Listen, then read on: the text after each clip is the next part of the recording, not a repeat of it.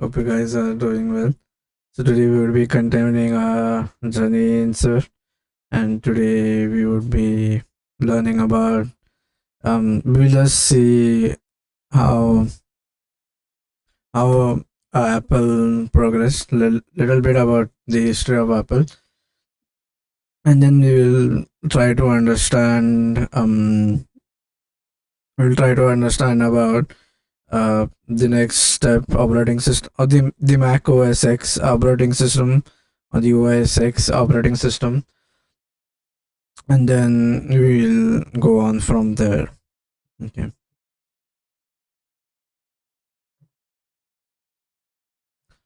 So Apple's history is very controversial, right? Like um uh other companies, for example, like Node.js, right? Again, it was had a very controversial history.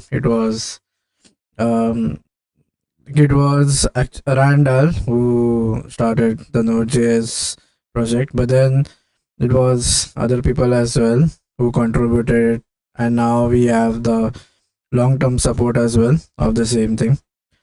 Okay, so now let's see the Apple history. Now, Apple was founded on April 1st, 1976. It was done by three people: Steve Jobs, Steve Wozniak, and Ronald Wayne. Now, this is when they had their first product, right? So, so this is like way before. So you have three persons here. One is Steve Jobs. We all know Steve Jobs, right? Like he's um so famous all over the internet. And then we had um Steve Wozniak. Again, he's also very famous, right? And then we had Ronald, however you say it, Ronald Wayne. Now this is this is between like 1976, right? Like this is when the Apple Foundation was started. So then the Apple One, their first product, was a modest success, but it was the Apple II release in 1977 which truly established Apple as a major player in the personal computer industry. So basically, it started like a computer thing in 1976 when Steve Jobs and his friends, and like when Steve Jobs, Steve Wozniak, and Ronald Wayne started the Apple project. Now then, what happened was later on, as the company grew bigger and bigger, then they had something called as the Macintosh era.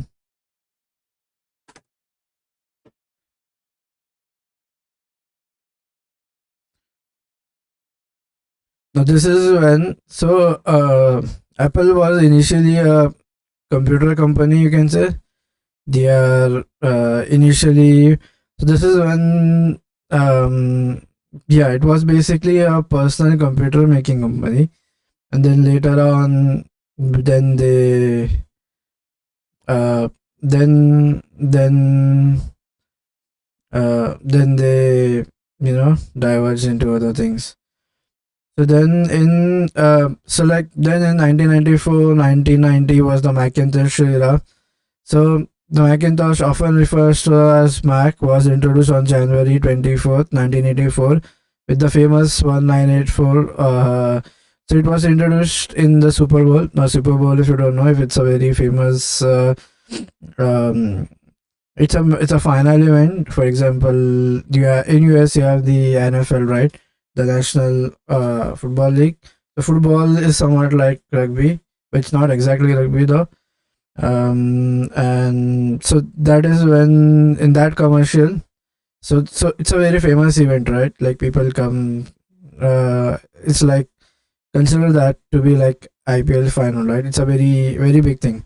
So that time in 12 on January 94, with the so the Super Bowl is generally held in the month of February, right? So then the commercials are released earlier. So then was that time was the Macintosh was which was actually made available to public.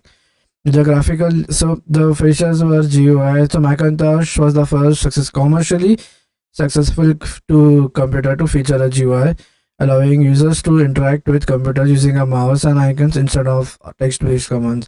So before Windows, Macintosh provided the GUI, and so what the major things was now instead of the users could interact, so instead of giving text-based commands, now the users could interact using a mouse and icon. Now, so it was the other feature was it was very compact, right? It was like a very small all-in-one computer and with the built-in screen and everything in one thing. Okay, so and then later on it was very costly, right? Like it was like $2,000 at that time, and there was also lack of third-party software.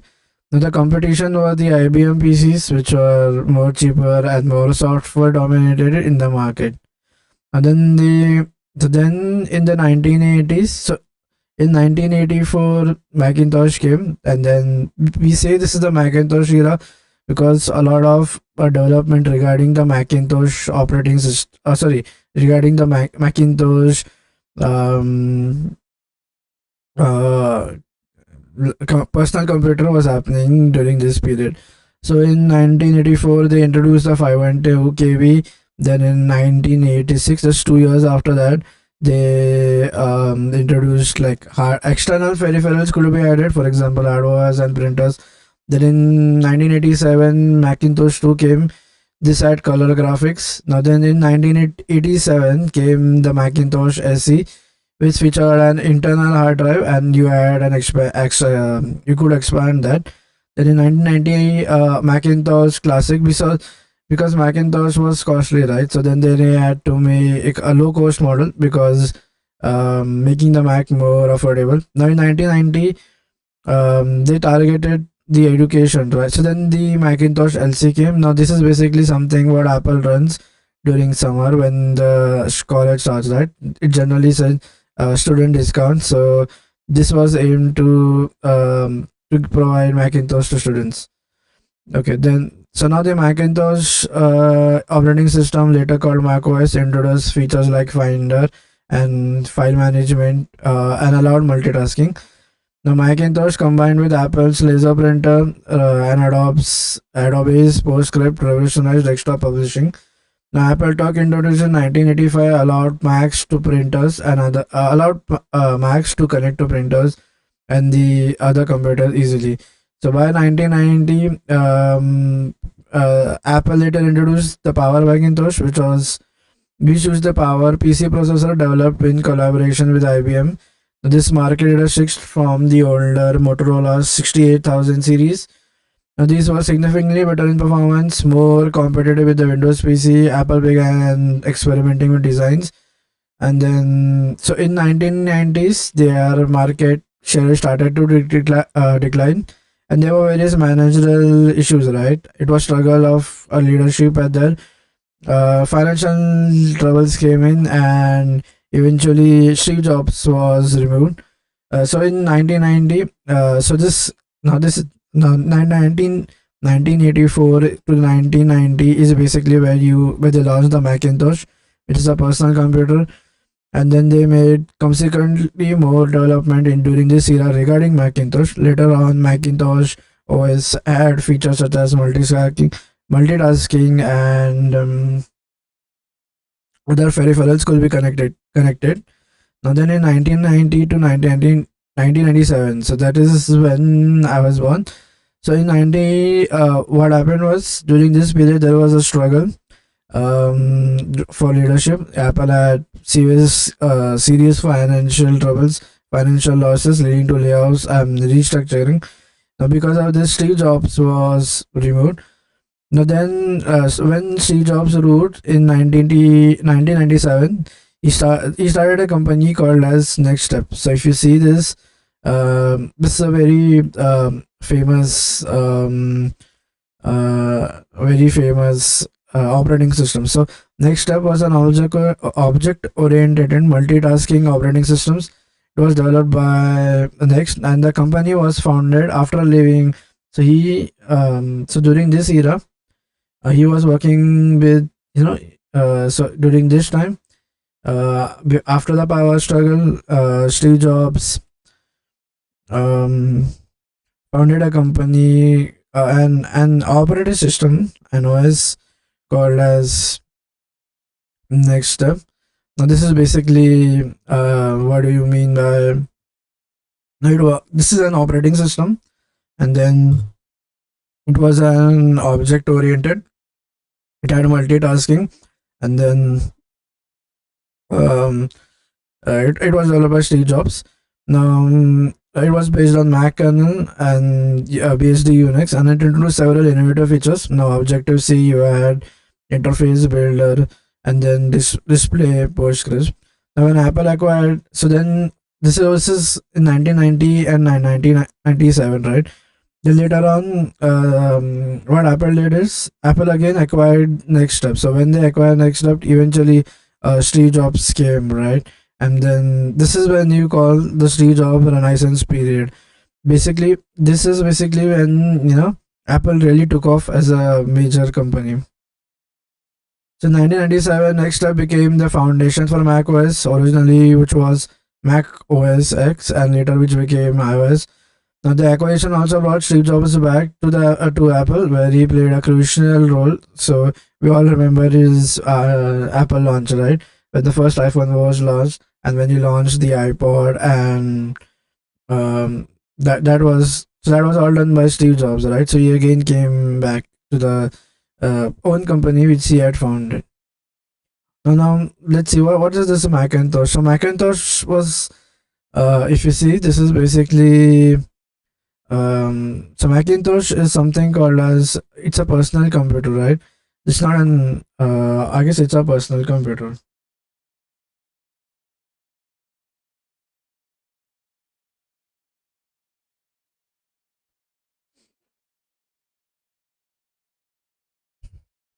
Yeah, so Macintosh, or basically Mac, basically it's a personal computer, and then it had all in one design, right? It was very famous during this, because during this time we did not have a computer, first of all, which could provide user interaction, right? You could use a mouse and a keyboard to do the user interaction. Now it is this Macintosh, which is now we termed as, uh, it's called as Mac or MacBook, however you say it. And so then um, so the moment Steve Jobs was brought back, and then uh, while acquiring so in 1990 to 1997, that is when Steve Jobs came back, and then so he was working on a foundation called as NeXTSTEP, which is again founded by him. Now this NeXTSTEP, since Apple acquired NeXTSTEP, Steve Jobs was back, and then we see consecutive, like in 2000s we came the Mac OS X, and then which was a modern Unix based system. Now then we came the Apple's line of laptops, bringing the Macintosh experience to a portable computer. Okay, now let's see more about this NeXTSTEP project that Steve Jobs was working on when he left.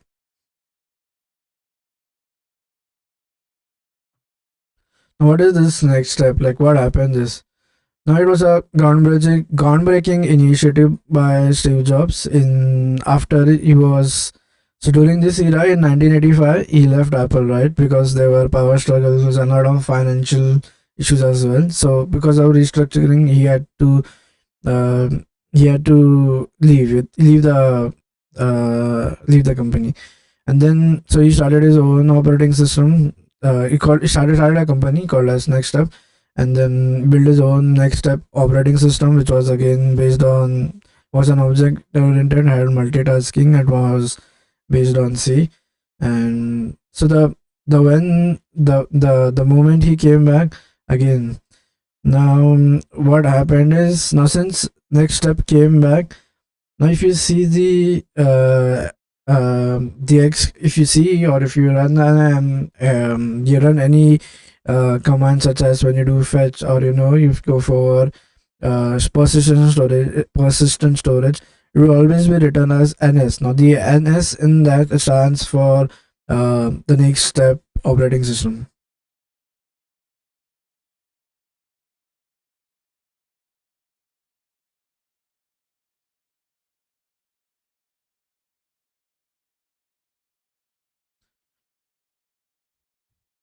Now let's see a little bit more about next step. Now the next step was it has been, and so next step is the core, right? For example, it is the core of macOS and iOS. Now the core of macOS iOS is based on a diverging operating system which uses the Mac kernel and uses the components from next step. So the moment we will see what this kernel is and what BSD Unix components mean. So let us consider that these BSD Unix components was present in next step. So what happened is, the moment Steve Jobs came back in, now the core of the Mac operating system and the the Apple cell phone operating system, which is called as, or the iPhone operating system called as the iOS. The core of both of them was the Mac kernel and the BSD components, which is present from next step. So that is the reason when we use Xcode or any other language, because the core is made up of Mac kernel and the BSD Unix components from next step. So at times you will see that whenever you run code, there will be something like NS which starts. So the NS is basically something that represents next step, which is basically Apple's project, which is basically uh, Steve Jobs operating system, which he developed when he left Apple during the early days, and then he brought it back with him. And with the moment Apple acquired next step, he too was again back at Apple. Good. Now the next step operating system, its development environment have left an incredible mark on Xcode and Apple software ecosystem. The foundations, frameworks, and tools to the design principles and programming are all legacies of next step. It's deeply embedded in how developers create apps for Mac OS and other Apple platforms. The influence underscores the just enduring impact of Steve Jobs' visions and next step project on the remote. So basically, right now, next step is very important, right? It is something which is at the core, which is at the core of the um, which is at the core, providing the Unix components.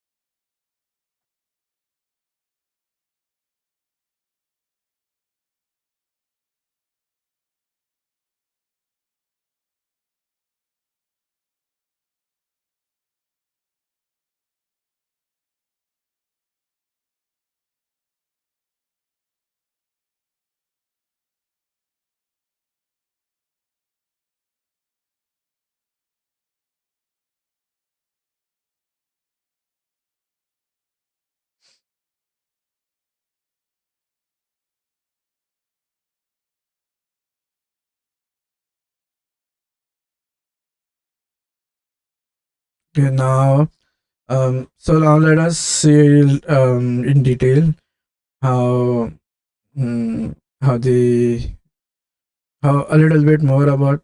the operating system, so that because you know we would be using that, right? So okay, now the let's see a little bit. Let's start to understand how the Apple operating system is, and what is that operating system, and let's see how.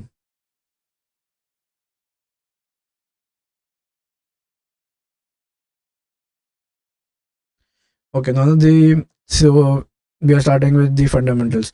The role of an operating system is to provide an environment in which the user is able to run the application and the software.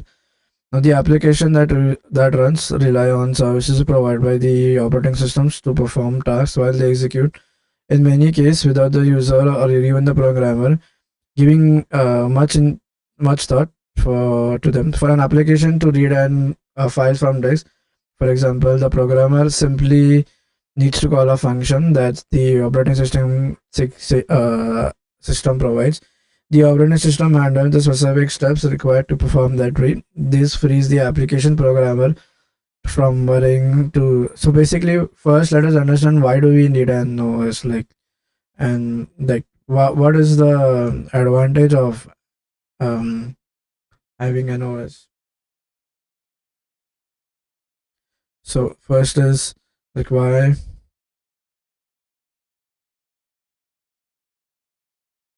do we need an operating system in the first place?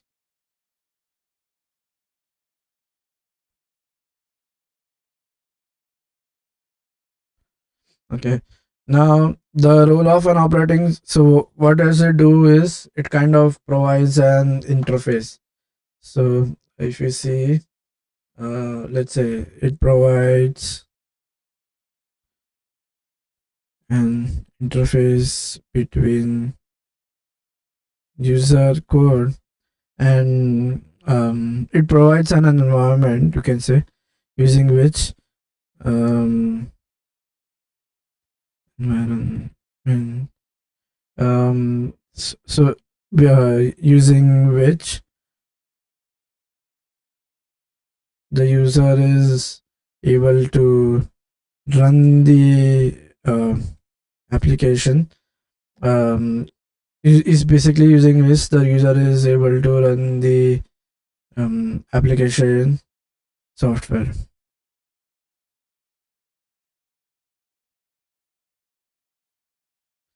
Okay. Now, so if you see it in a diagrammatic, for example, let's see if there is a user, right? And then if I want to write to, or if I want, and I have memory over here. So this is the memory, right? Suppose if this is the memory, and then the user wants to read data from the memory. Okay. So now what the operating system will set in between, right? This here is the operating system. So this is basically when you say um this is the user, and then this is memory, right? So if you click here, this is memory.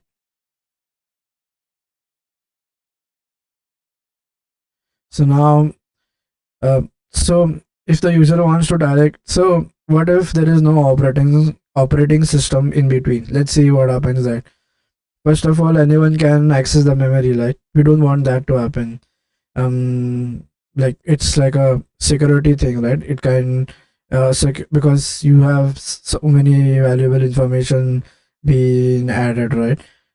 Being present, for example, if you directly give access to the memory, then some hacker can directly access whatever you have, for example, your password which is so in your cache, right?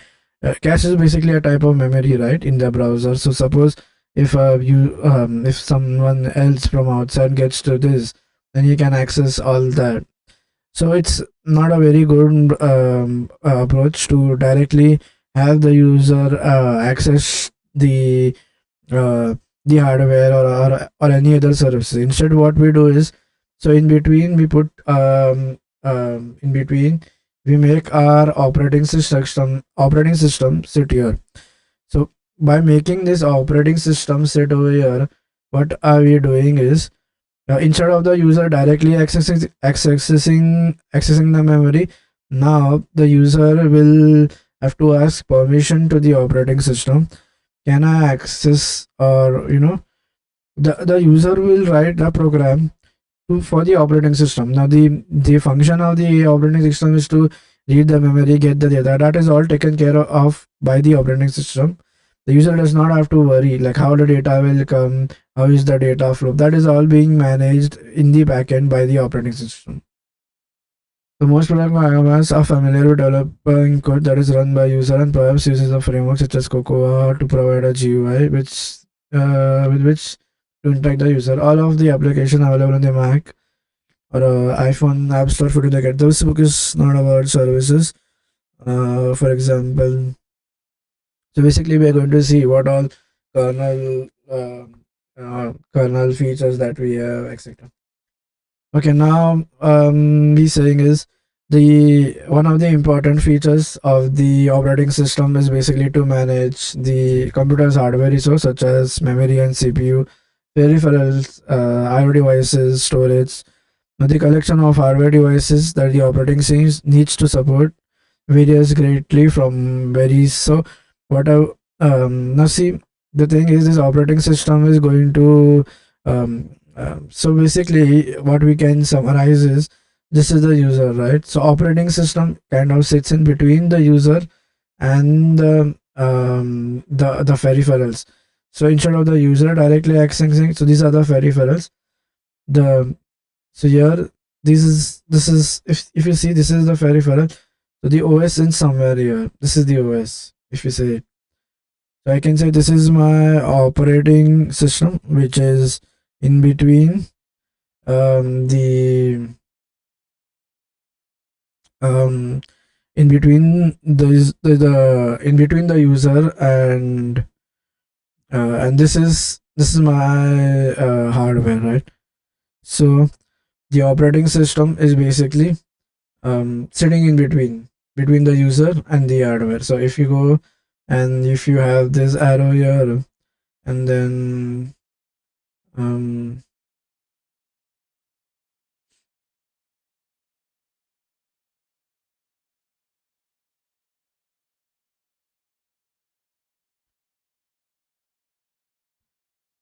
so this is why this is this is the more simplified version of where operating systems are and what they do. Okay.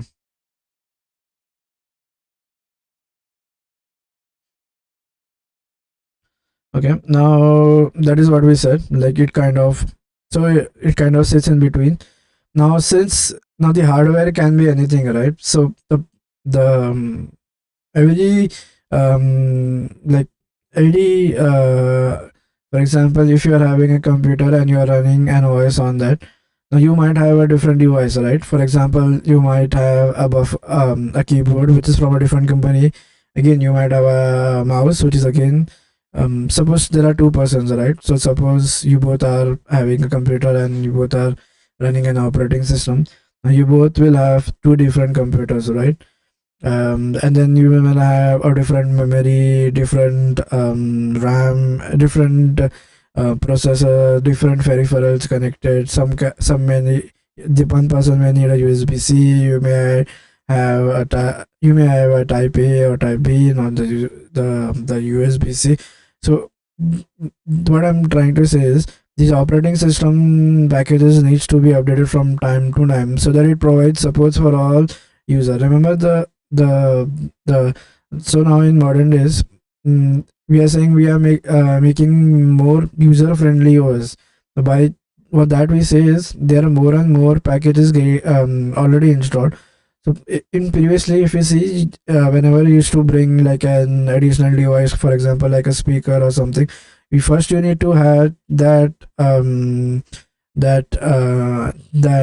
what do you say, that file first has to be installed, right? I mean, but now, for example, or something called as a driver that has to be installed. Now, what the drivers does is, so it prepares the operating system on how to interact, because remember, the user is only going to say a command to the operating system. So the operating system is basically going to interact with the peripherals. For example, passing the bit stream, when you do a print, right, all you are passing is text characters, right? So then that those drivers has to be installed. So then nowadays, more and more drivers have been installed, making it more user friendly, thereby reducing um, the burden of installing the drivers on the user. Okay. So then, okay, to allow the operating system to support multiple hardware configurations without becoming bloated, the code required to support each hardware component is packaged into a special type of kernel kernel extension, which is basically called as a driver. So driver is basically kind of a code which is present in the kernel of the operating system. Now, this operating system is further has many parts, right? We will see what the kernel is and what do you mean by a kernel. Now, this also allows for drivers to be installed in the system by vendors to support their custom hardware. Standard installation of Mac OS X comes with, yeah. So he's saying is that you have more than 100 drivers which is already been installed into the Mac OS operating system, thereby reducing the need for the user to and they keep on updating time to time, right? So you have so many software updates which keep on coming. To help with the security and the stability of the system, modern OS such as macOS isolate the core operating system code from the application and services that are run by an user. Any code that runs as a main. So now this is when he's diving deep into. So inside of operating system as well, there are two. There's a kernel, right? And then there is two spaces. One is where the user space, and one is the hardware or the application space. Okay, so the advantage is basically what happens is this kind of further increases um, the security, right? Remember how does it provide security? Just not just by adding a layer. Instead, it restricts the user from directly going to by directly accessing that OS. There is a strict barrier code that runs in between the space code that runs in the kernel. Application can only access the kernel by calling the function that the OS publishes to user space code. Similarly, code that executes in the kernel space, it's run in a different environment, but no, so that there is a distinct, like a separation between this is a user code and this is a kernel code. If you are a customer to use Spacebox or AIM, these APIs may be restricted at first, since operating systems such as user interaction and file system are available to kernel extensions. The advantage of forcing applications to make a request to the kernel to access is that the hardware is that the kernel becomes central arbiter. I consider the case of now the role of operating system. Now this is very important.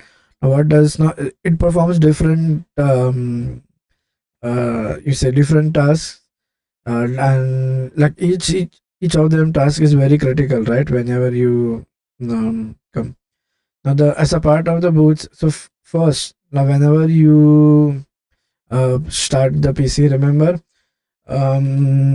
there is a booting program. Now this booting program kind of initializes everything. Now remember, this booting program is provided by the motherboard company. For example, if you have an MSI motherboard, then this boot program is provided by MSI and it is loaded by MSI onto the RAM. And there is so the moment you hit the power button, it automatically goes into the boot. Now, once the operating system has completed booting, then the user is able to run application software that handles these requests. To the user, the involvement of OS is largely transparent. The OS provides a layer of abstraction between running applications and physical hardware. Now, applications typically communicate by issuing a high-level request, which is then converted to low. Because the operating system will handle these high level, right? For example, you won't write a machine level code or something. You won't say something like add A or B. You will say, just click it, double click or something like that, which is understood by the OS. Because the OS handles these requests, the application can be completely unaware that the the hardware configuration also running on in such the amount of RAM installed, the disk storage, the SSD or the USB.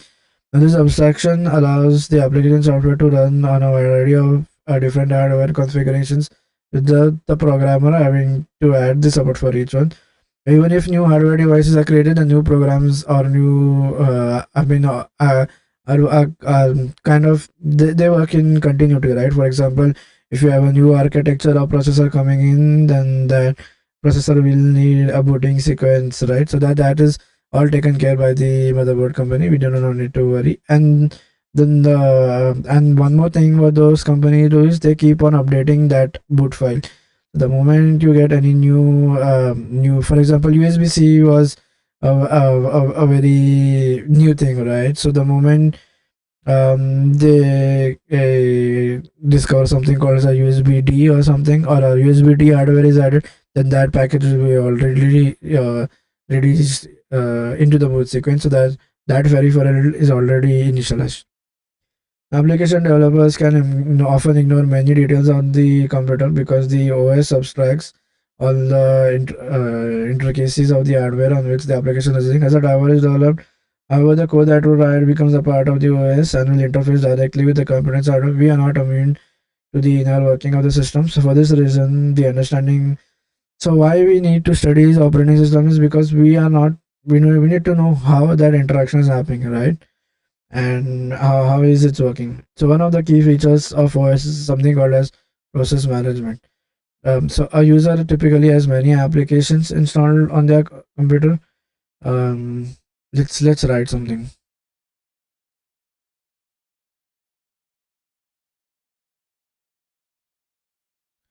So right now we haven't studied the different. We haven't like study. We are just getting an overview, right? How things are working, and we are not diving deep into anything. We haven't studied any structure. Like there are different types of OS structures. Also, we will be saying that.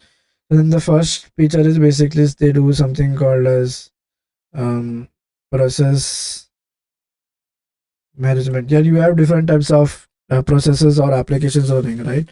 Now, these are purely passive entities. Now the programs on disk contain data which is needed only when the program is running. So consisting of executable and application. So then which process has to work, like which process is not has to sit in the background. Now this is all again taken care by the OS. Like there is no need for us to manage. Now you can see the different types of process running in the activity monitor. Now the process address space.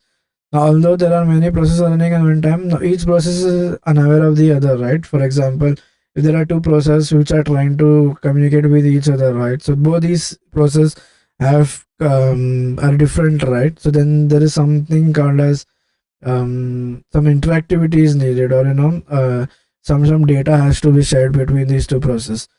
Now this is basically when process address space comes in is where becomes very important. Now, the OS provides each process the range of memory which is allowed to operate. This is known as a process address space. The address space is dynamic and it changes depending upon how much memory it's needed. So the process space is kind of considered like a memory space, and uh, each process gets that um, uh, gets its own address space and gets its own memory allocated.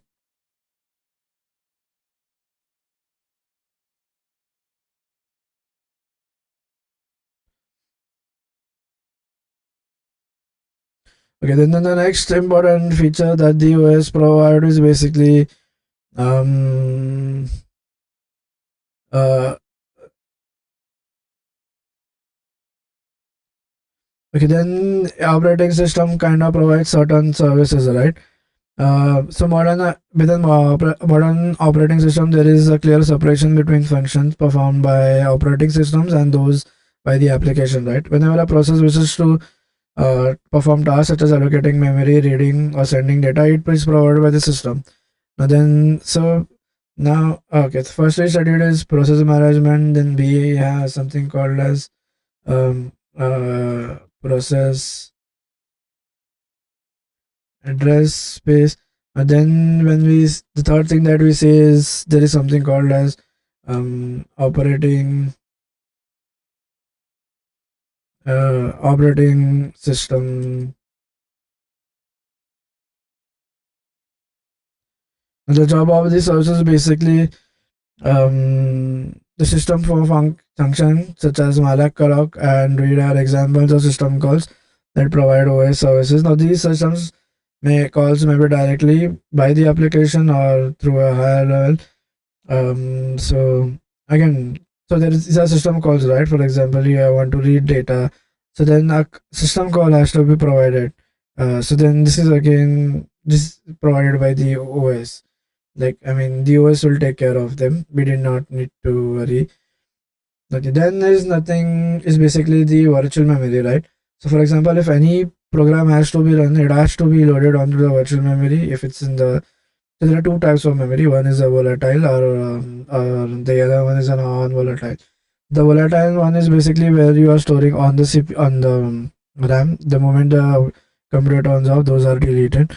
But then the non-volatile one is basically when you are dealing with virtual or solid state devices, right? Because SSD, this is called as a virtual memory because this is not directly integrated, right?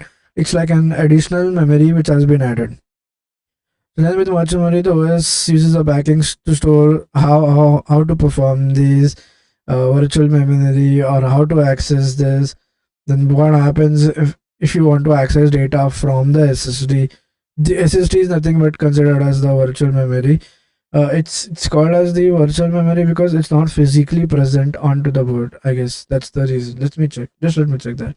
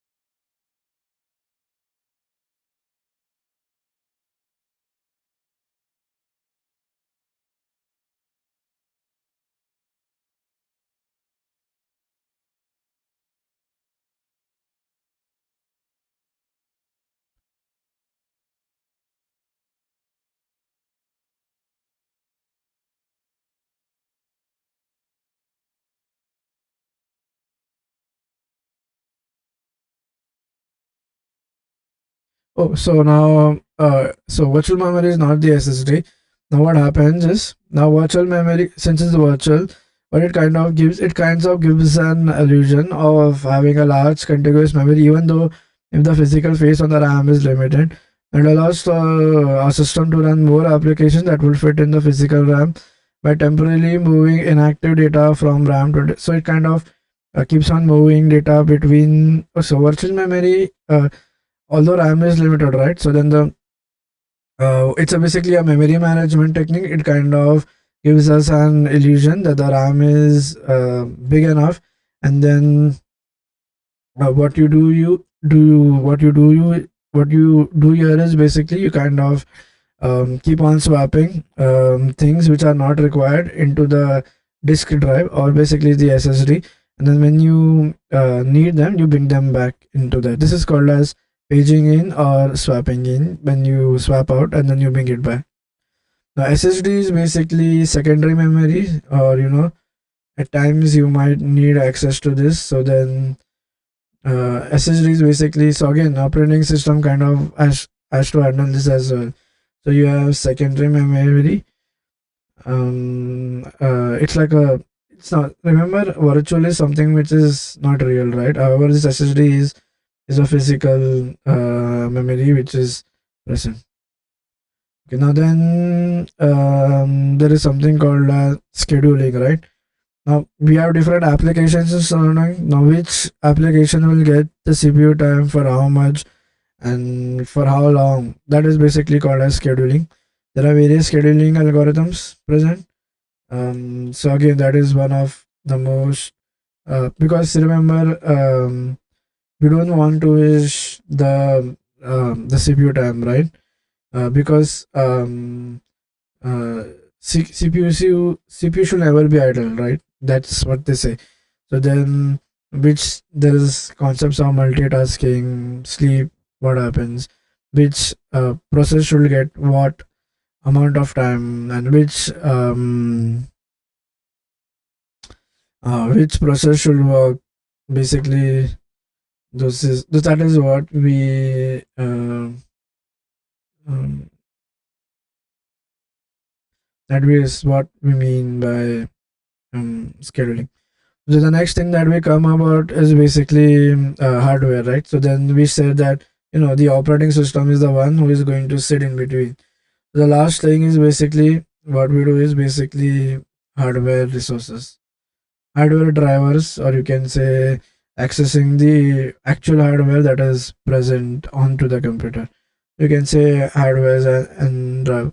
There are different drivers are basically kind of software which are going to integrate the OS with the hardware device, right? You can have a number of hardware device connected.